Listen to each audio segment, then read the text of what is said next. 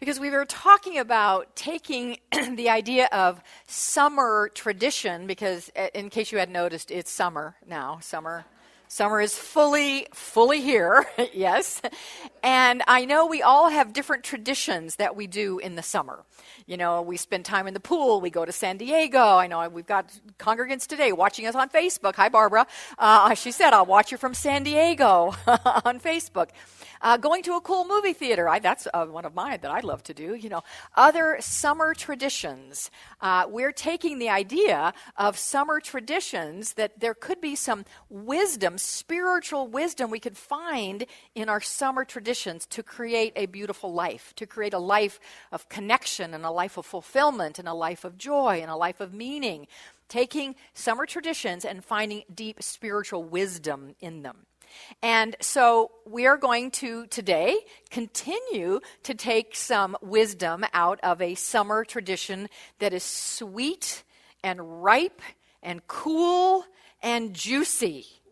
And what is that summer tradition that is sweet and ripe and watermelon? Yes, watermelon. And I know last Sunday, thank you, Leah Holtzman, so very much, our kitchen goddess, who, where are you, Leah? She must be in the kitchen at the moment. Guess what she's probably doing? She's probably cutting up watermelon right now. I know last Sunday you had watermelon in there in the fellowship hall after, so please, there will be more today for you to enjoy, to really anchor into our summer wisdom in the summer tradition of watermelon. But before you get to scurry off and have watermelon, let's talk about watermelon and as wisdom in watermelon. So what the heck is wisdom in watermelon? Well, we explored last week, and we will continue with slice 2 today of what we're calling the Watermelon Credo. And the Watermelon Credo is taking the long word watermelon, and using it as an acronym for different spiritual ideas to help us live that beautiful life, that life that is connected and alive and on purpose and filled with joy and love, peace, and a connection with Source. So we introduced that last week. Therefore, I'm going to give you just a little quiz review setup for moving into our time today. And there might be a reward for it, just saying. Now, I don't know if you can all see this from the back, but I want you to notice up here, I happen to have a lovely little watermelon. Now, I'm not giving this away. Oh, darn. But I actually happen to have in it little watermelon candies. All right. So it's a candy throwing day. We haven't had a candy throwing. Mia, this is a different church, just so you know. It's a little unusual. Here comes part of it. This isn't the only thing that makes us unusual, but this is one of them. All right. So who knows who came up with the Watermelon Credo? Whose is it? And his name is? Well, here you go. There you go. He's not famous, and he is. What's his real name? What's his name? Oh, I don't know. Wally Amos. Now, that came from so many sources, I don't know who all said it. Dawn. Here you go, Dawn. Oh, good catch. If it hadn't been intercepted, it was intercepted. All right, Wally Amos came up with the Watermelon Credo. Wally Amos, who made famous Amos chocolate chip cookies, some of the best store-bought chocolate chip cookies. You remember those famous Amos cookies? Well, he had not the easiest life, and a vast life that was not very easy, many parts of it. And just as a couple of pieces, he was raised in the segregated South in the 40s and 50s. He was raised by a struggling single mother who when her husband left when Wally was just a little boy. And he met many, more than one, business and financial disasters, the biggest one of which he lost his business, famous Amos chocolate chip cookies, and in that lost the right to use his name. He couldn't use famous Amos anymore because it was a trademark of the business, and when he lost the business, he lost the ability to call himself famous Amos. So you might think, man, the guy's lying on the ground, but not so. And I want to read a passage that he wrote in a book called The Watermelon Magic. He's written a couple books about watermelon. This one from Watermelon Magic, and he's talking about the experience of losing Famous Amos Chocolate Chip Cookie Company. He said, "If you were to write my life story, you would probably conclude that losing the Famous Amos Cookie Company was one of the worst things that ever happened to me. As my biographer, looking at the spreadsheet of my financial life, you would probably conclude that I was living a life of desperation. Some days my bank account, my accountant, and my wife would have agreed with you. But in fact, living in the wake of losing Famous Amos has been a very positive experience for me, even though you may not always see it on paper. That's because all of my growth has been in the place where it really counts, and that's the inner growth. I've learned that I was not a house, which the bank auctioned off, and I regained with the help of a friend. I've learned that I'm not a company and that I'm not a name. I've learned to live by my wits, hand to mouth, month to month, finding solutions in the nick of time without ever wondering where they would come from." So I just want to pause for a moment. If anybody here this morning, and I know in a group this size, there is at least a couple who are going through something right now. I want to read that again. I've learned to live by my wits, hand to mouth, month to month, finding solutions in the nick of time, and here's the key, without ever wondering where they would come from. He just knew that they would. I have confirmed for myself that I am not the highest power in the universe and that God will support me and sustain me moment to moment and day to day. I am stronger now because I have the wisdom of my experience. Life has been and continues to be an exhilarating journey. Powerful, powerful words, empowering words that he then, that attitude that he has created an amazing life for himself. He went on to do beautiful things. He did a lot in literacy and even had a TV show for a while on helping people read and created a literacy program and on. And his resume of things that he's done for good in the world is just truly amazing. One of the things he did was come up with this Watermelon Credo. And so last week we looked at Slice 1, and Slice 1 had it's Watermelon. So we looked at WAT last week, and we're going to spend 2 seconds on that. But there's a reward if you can tell me, what does the W stand for, Terry? Whatever. What about whatever? What? God, come on, give me the whole thing. Come on, whatever you believe in. Did she just say a word she shouldn't say in church? Okay. It's a good thing it wasn't on a microphone. Whatever you believe in, what happens? Thank you. That's all I'm looking for here. Are you ready? Part the waters. Oh, a little. That was a good bounce. All right. A stands for? Attitude. What about attitude? Oh, Janet, got it. It's the magic word. Yes. And T? Dawn, second helping for you today, Dawn. There you go. Oh, I keep wanting to give it to. All right. So today we take 4 juicy bites. 4. We're going to zip through this as we do 4 letters. So we did W-A-T. We're going to do E, R, M, and another E. E stands for enthusiasm. Is the wellspring of life. Now, next week when I ask you, I want the whole thing. I don't just want enthusiasm. I want, say it with me, enthusiasm is the wellspring of life. So who knows, and actually I know one person who can answer this, who knows the root word and the meaning of, I'm not asking the root word, but who knows the meaning of the roots, Greek roots for the word enthuse? Oh, hold on, I got to ask her because we had this email dialogue this week. Yes, Carolyn. Ethos. Ethos, and it's 2 words, in theos. In, meaning within. Theos, meaning God. So, hold on. I don't want to forget. Ready? John, get your hand out of the way. Oh, not bad. Is that what you were going to say? Mm-hmm. There you go. Okay, in theos really literally means God within.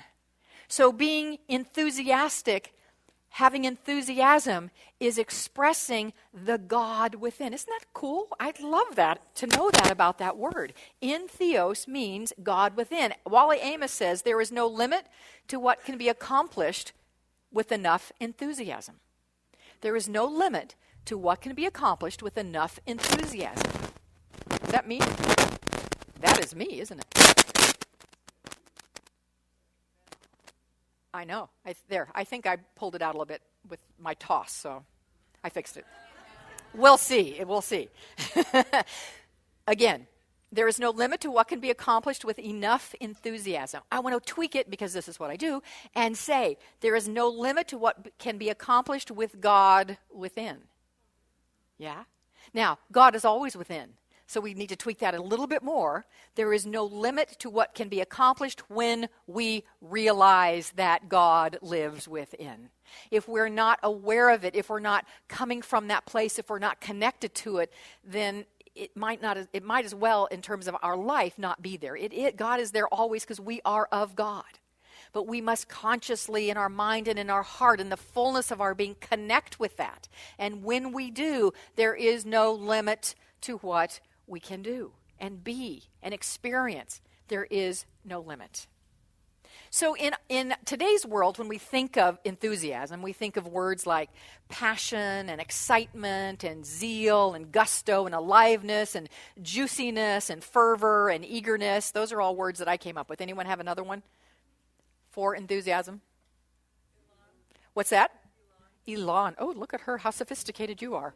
Very nice. I like that. That's a good word. Any other words? Energetic, thank you. That's why she's an MD, right? Standing for music director, right? Charles Fillmore, the co-founder of Unity, said, there will be another quiz after this one, I fairly sizzle with joy and enthusiasm and spring forth with a mighty faith to do the things that ought to be done by me.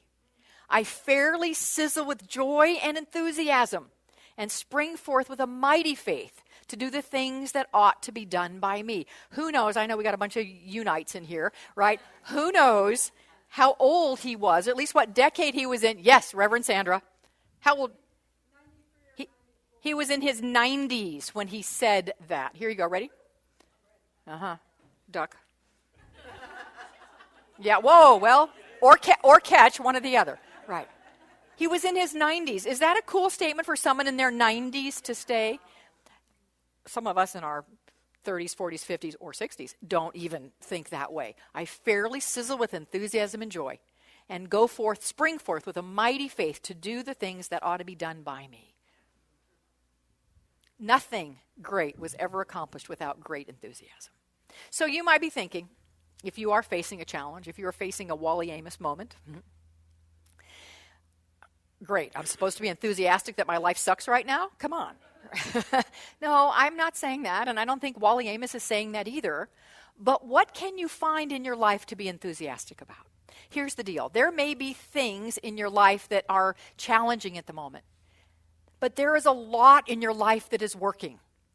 There is a lot in your life that is working. We tend to send all of our focus on that which isn't working when there's something up versus all that is.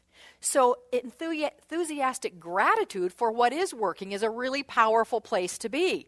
So this is what we're going to do. I want you to think right now of something working really fantastically in your life. And if you cannot think of anything, if you're in such a place that you can't think of anything that is working in your life, think about this. You're breathing.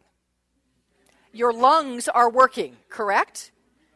Your heart is pumping. The blood is flowing. So that's working. So if you can't think of anything else, you've got something. My heart's pumping, my lungs are breathing, blood's flowing.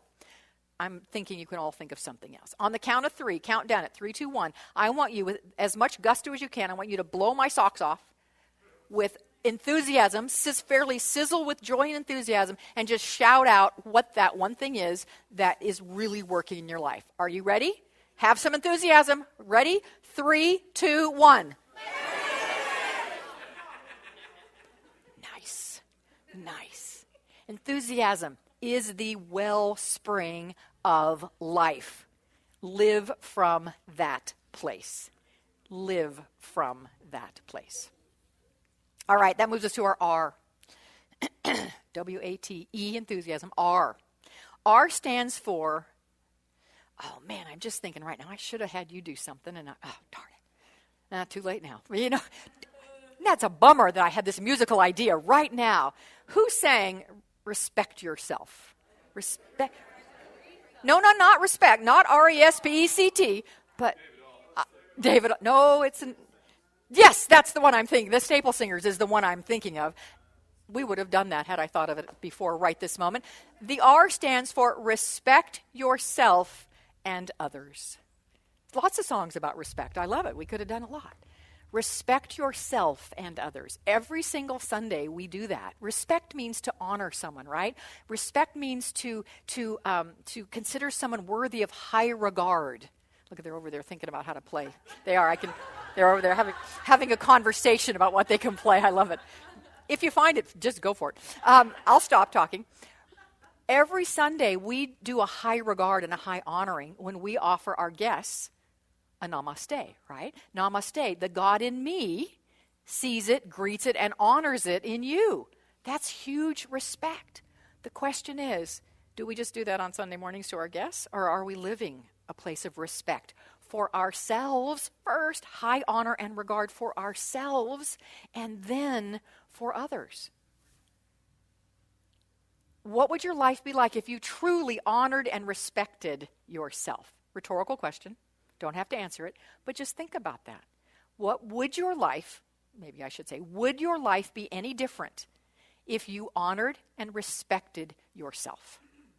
Do you think our world would be any different if we honored and respected each other? Holy Toledo. Can you just think for a minute? Just get a picture in your mind right now. What would our world be like if everyone offered the Namaste consciousness to the world?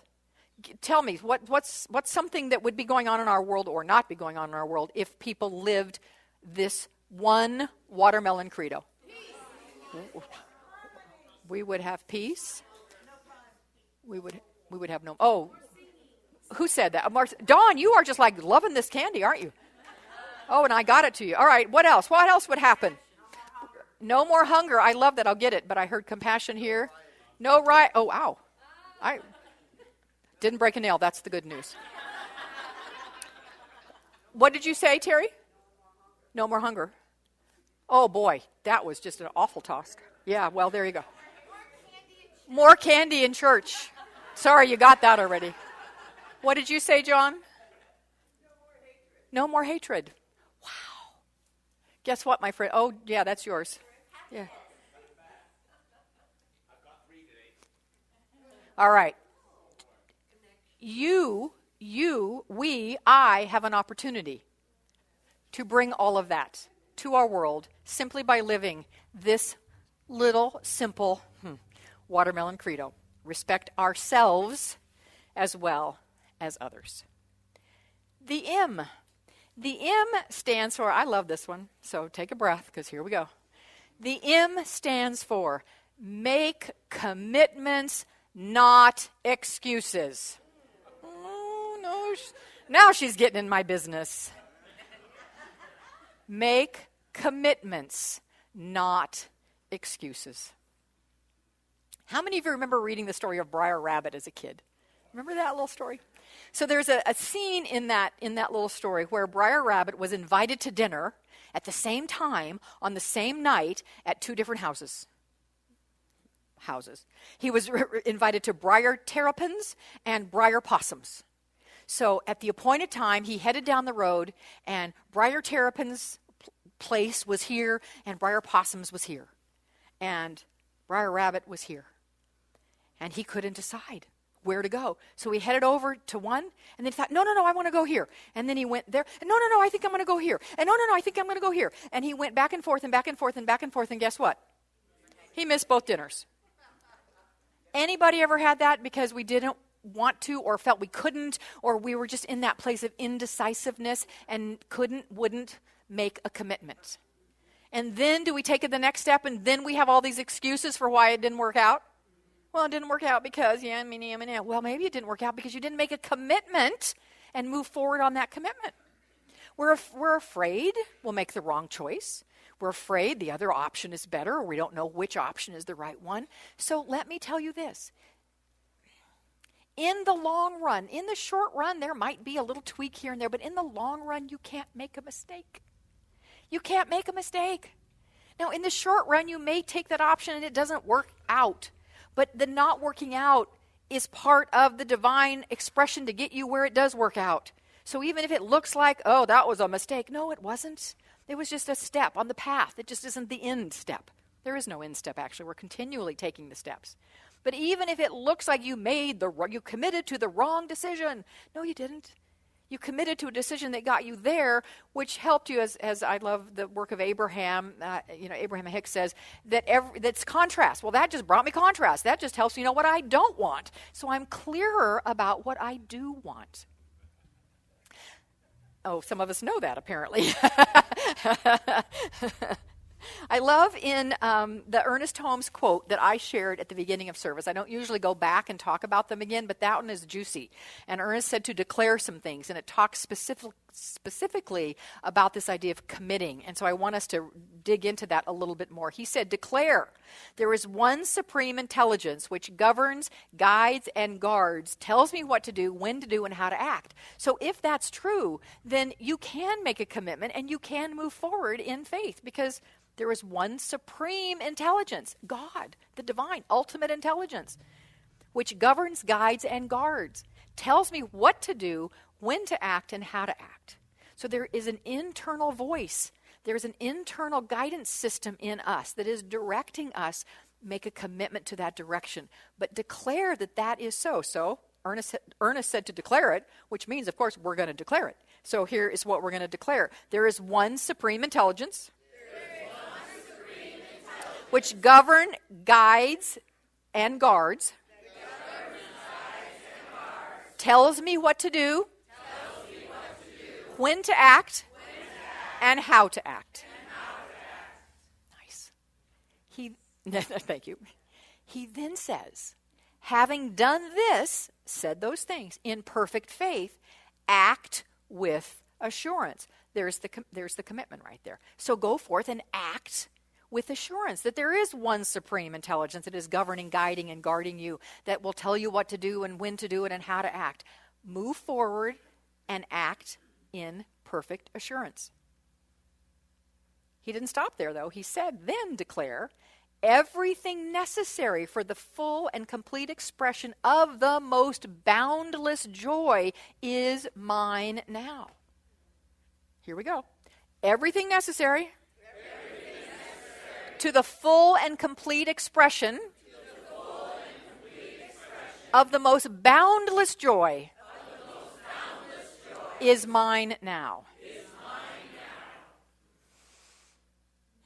He says, know this, see this, feel it, and in all caps, be this. Do this every day for a few minutes. There's another call to commitment. Do this every day for a few minutes. When we should do this until the time comes when it's no longer necessary to do this. And how do we know it's not necessary? Because we are living from it, and we are making, Ernest Holmes says, a demonstration of it. Meaning our life is a living testament to it. That's what that means.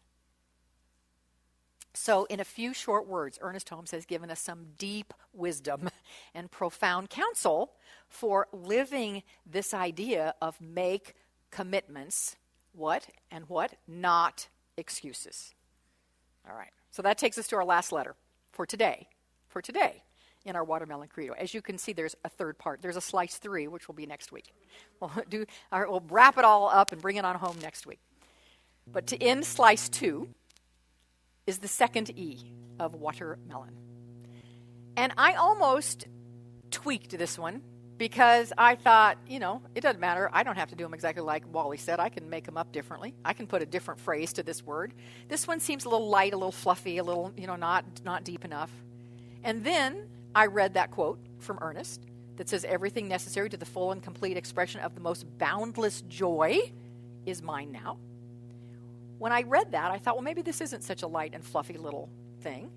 Because if we are living this credo principle, which I'll tell you in a moment, we are living in joy.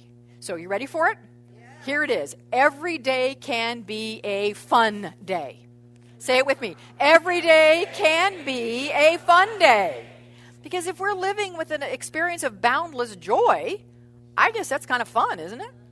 That would be a little bit fun, I think. Do we have buzzing over there? We do. Yeah, are you buzzing? You're just so energetic. You're vibrating over there. All right. Well, we'll just ignore that. Ignore the man over there buzzing. So in a great book about Dr. Ernest Holmes, written by Marilyn Leo, it was called In His Company, she said that Ernest wasn't at all interested in spiritual growth that wasn't natural and joyful. He said he didn't want anybody who was serious. Isn't that interesting? He wanted people who were sincere. Didn't want anybody too serious, but he wanted people sincere. Now, that's a huge difference. He also, elsewhere in the book, he's quoted as saying, and I love this, this is advice to ministers. He gave this advice to ministers. This is the quote from Ernest. You should take what you do seriously, but never yourself. One of the problems we have as ministers is believing in our own press notices. I love that. I love that. I know I say, and I'm just remembering this right now, the wedding ceremony, Lonnie's shaking his head, the wedding ceremony that I do, there's a line in it that says, take your relationship seriously, but don't take yourselves too seriously. Take your relationship seriously, but don't take yourselves too seriously. Which reminds me, I see a couple I just married 2 weeks ago that are here today. Dallas and Carol, they're back there, so wave at them. Hello, Dallas and Carol. Just 2 weeks ago, they got married here. That was very, very fun. So our E in watermelon suggests that perhaps we would want to enlighten. We could have changed it to enlighten up, but yeah, we want to enlighten up a little bit. And that's actually scriptural. The scripture tells us today is the day the Lord hath made. Let us rejoice and be glad in it. There it is. That's just another way of saying every day can be a fun day. So a tiny bit more on that in a moment, but I want to back up, recap, remember what we've done today. So, we've done E-R-M-E. The first E, I told you, I want the whole thing. The first E of today stands for what?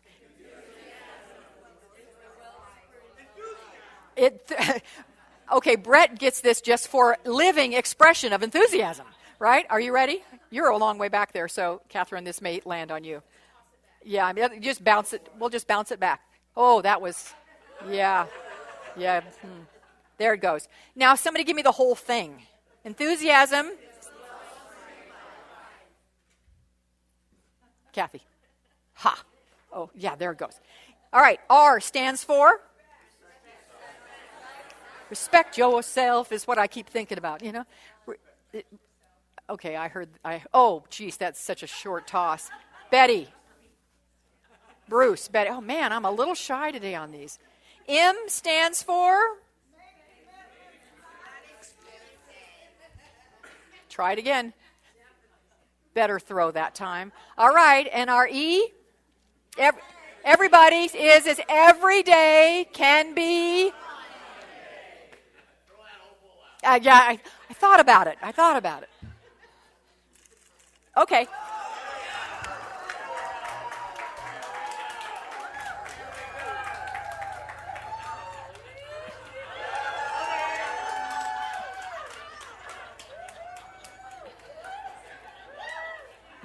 I can't get to the back. All right.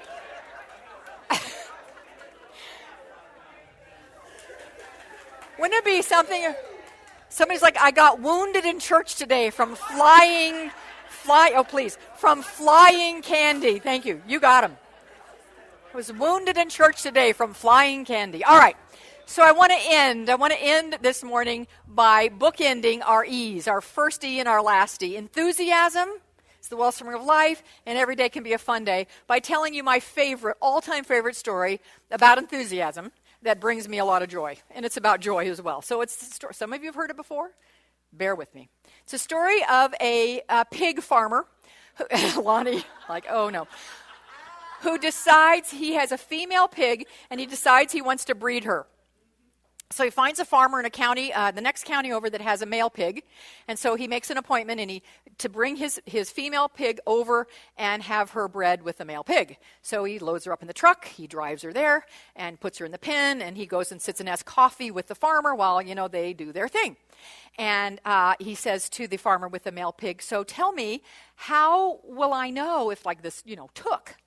He said, this is how you'll know. This is how you'll know.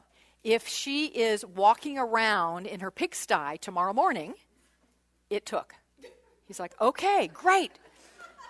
So, oh dear me. Are you trying to tell us something, Barb? Just checking. Just checking. Just asking. All right. So the next morning, the farmer gets up with great enthusiasm, and he looks out the window into the pigsty, and she's just lying there in the mud, wallowing in the mud like she always did. He's like, dang. Calls the farmer. Can I bring her back? Didn't take.